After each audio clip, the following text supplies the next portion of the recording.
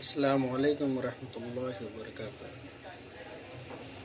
मैं वीडियो बनाने का मेरा मकसद ये है कि यह खुसूसी पैगाम अपने कौम मिल्लत के लिए जो अपने जिस्मानी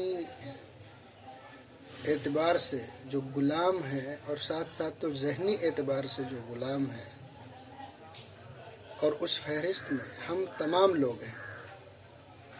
ऐसा नहीं है कि कोई 10, 20, 50 की तादाद में हो। तकरीबन अपनी कौम की जो जहनीत बन चुकी है वो ये है कि अव्वल चीज़ तो ये ठेकेदारी लेकर बैठे हुए हैं सपा और जो है बीएचपी की और कांग्रेस की, इवन तमाम पॉलिटिक्स हमारे क्षेत्र में या किसी भी क्षेत्र में अगर आते हैं तो यही जो 20-22% हैं जो है, तो यही लोग जो है ठेकेदारी का काम करते हैं। ठेकेदारी क्या है कि जैसे हम ये सोचते हैं कि अगर इस जगह पे कोई मुसलमान लीडर अपनी पार्टी को इस्टेब्लिश करता है, हमारे कॉन्स्टिट्यूंसी से इलेक्शन लड़ता है, तो हम क्या करते हैं कि हमारा जो परसेंटेज है वोट का, मसलन अगर 20-25% है, तो हम क्या सोचते हैं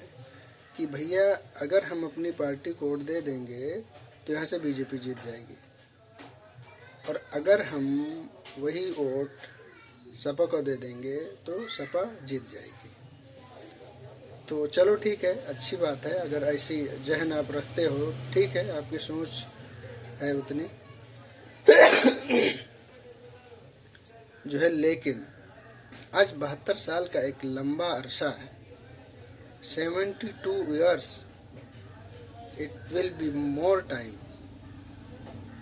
इतना यानी कि एक लंबा अरसा है 72 साल का, जो है किसी पॉलिटिकल पार्टी ने मुसलमानों के हक में कोई एक काम अच्छा आप बता दीजिए कि जो मुसलमानों के हक में कोई ऐसा लीडर आया हो जो हमारी रिजर्वेशन पर बात करे, हमें एजुकेशन में आगे लाए और हमारे कौम के मिल्लत को जो है दुख दर्द में शरीक हो।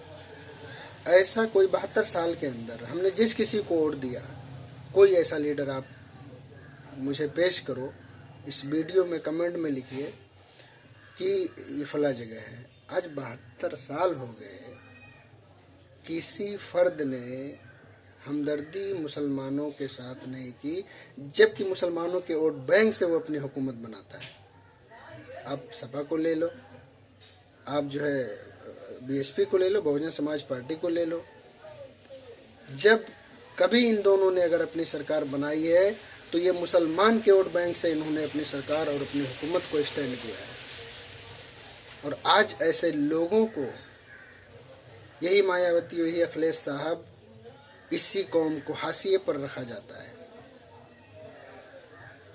अब आप बताइए, आप सोचिए, हमारे वोट को इस्तेमाल करके मसनद पे खुद बैठते हैं, और अगर हमारे कौम की कोई बात आती है तो उस पर खामोश बैठ जाते हैं।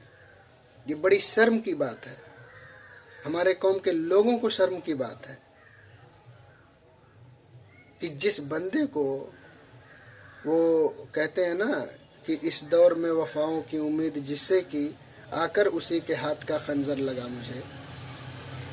तो ये सारी चीज़ें हम तमाम लोगों को समझने की कोशिश करनी चाहिए कि ये जो ठेकेदारी है, ठेकेदारी से हमें बाज होना पड़ेगा।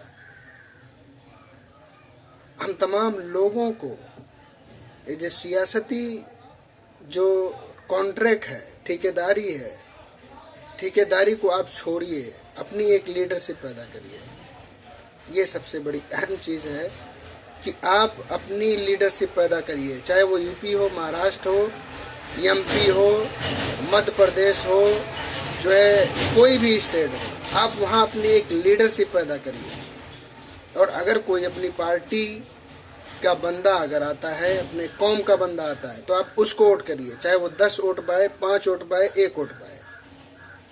ये बड़ी शर्म की बात है। 3% के लोग मसनद संभाल रहे हैं, 22% लोग, 25% लोग होकर हम उनकी मुलाजमत कर रहे हैं। बड़ी हैरत की बात है। और आज से इस वीडियो का ये मकसद है कि आज से इस बात को आप अज़म करिए कि जो भी मैं करूँगा उस पार्टी के लिए करूँगा जो पार्टी अपने मुआशरे में अदल व इंसाफ करती हो, हर कम्युनिटी को साथ लेकर चलती हो। 72 साल से हम लोगों ने जो है तरह तरह के लोगों को हमने बैठाया है कुर्सी पे, लेकिन आज हमारा रिजर्वेशन में जो है बस इतना ही परसेंट है कि जितना कि दाल में नमक के बराबर।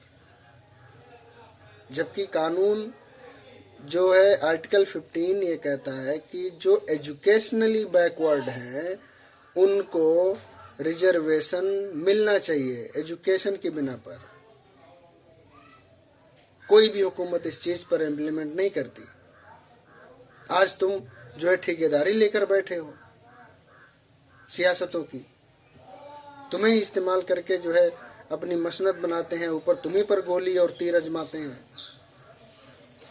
तो बड़ी गुजारिश है आप तमाम लोगों से कि आप ऐसी पार्टी का इंतखाब करिए कि जो अपने हक़ में अच्छा हो और दूसरों के हक़ में भी अच्छा हो और बेहतर अच्छा हो।